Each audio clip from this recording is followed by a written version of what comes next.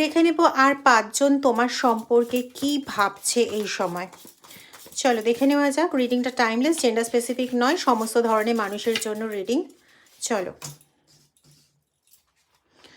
The মেডালিয়ন,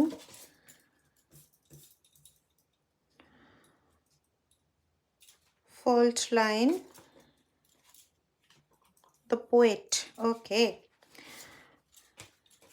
mystic, yes, the woe,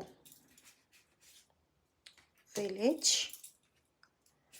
heart, and last one the kiss, okay. দেখো এরা যেটা বুঝতে পারছে যে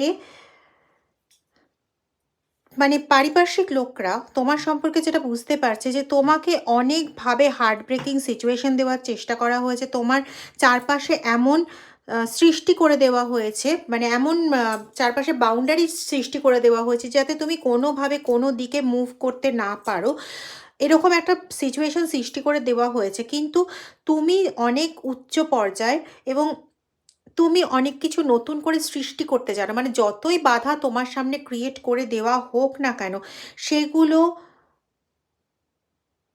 অতিক্রম করে বেরোনোর মতন শক্তি তুমি রাখো, কারণ তুমি সেই মাত্রায় দূরদর্শী পারসন।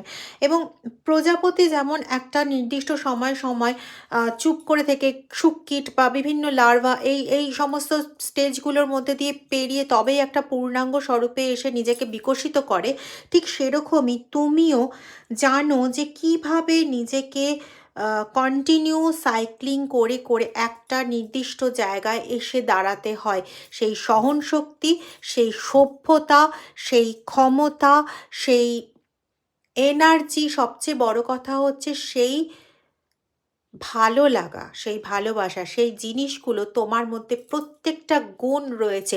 কিং লাইক একটা অ্যাটিটিউড রয়েছে তোমার মধ্যে, কিন্তু তার জন্য কোনো মানুষকে ছোট করা, বড় করা, এই সমস্ত বা কোনো তেল দিয়ে চলা, এই সমস্ত কোনো কিছুর ধার তুমি ধারো না। হ্যাঁ, তুমি সম্ভ্রম থাকো, তুমি ভদ্রতার লিমিটে থাকো, কাউকে আঘাত করো না, কাউকে তাই বলে অয়েলিংও করো না। অয়েলিং বাটারিংও তোমার যেমন ধর্ম নয়, কাউকে আঘাত করাও তোমার ধর্ম নয়। তবে হ্যাঁ, নিজের লক্ষ্যে তুমি অবিচল থাকো। আর এইটারই কথা সবাই বলছে যে আর এই কারণটার জন্যই তোমার এই হাই এনার্জির জন্য তুমি আজকে এত বাধাবিঘ্ন সত্ত্বেও সমস্ত কিছু অতিক্রম করেছো।